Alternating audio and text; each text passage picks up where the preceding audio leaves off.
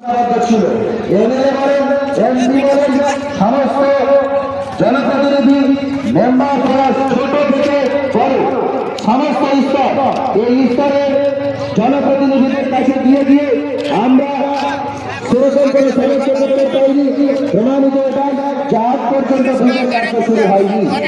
তার প্রতিবাদে তার বিরুদ্ধে আমরা জনগণ নিয়ম বাবু যে প্রতিশ্রুতি জনসমক্ষে দিয়ে গেছিলেন, এই স্বপ্নটা বাস্তবে দেখতে পেলাম না।